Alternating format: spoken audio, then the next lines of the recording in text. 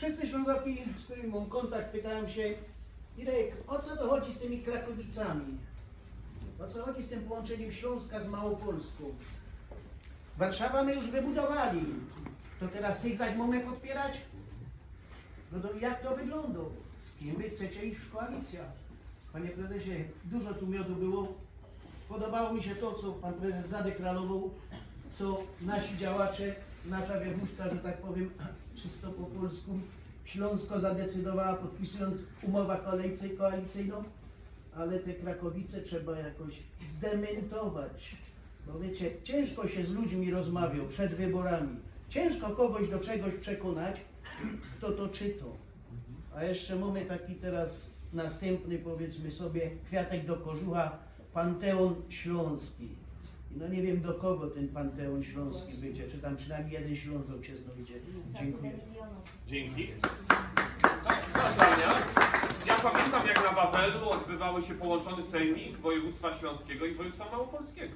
Ja mówiłem o tej idei, którą zaakceptowały dwa sejmiki województwa śląskiego i województwa małopolskiego. Współpracy. W sejmiku były Ślązoki czy Poloki?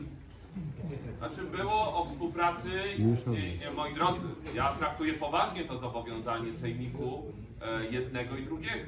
To byli reprezentanci tego województwa i województwa małopolskiego. Były różne opcje wtedy, bo to było około 6 lat temu podjęta ta wspólna uchwała i współpraca między regionami i województwami jest konieczna. I ja będę dbał o tą współpracę, tak? Pomiędzy Małopolską, Śląskiem, pomiędzy Śląskiem a Opolszczyzną, Dolnym Śląskiem, całą Polską Południową. To jest bardzo ważne, żebyśmy mogli współpracować.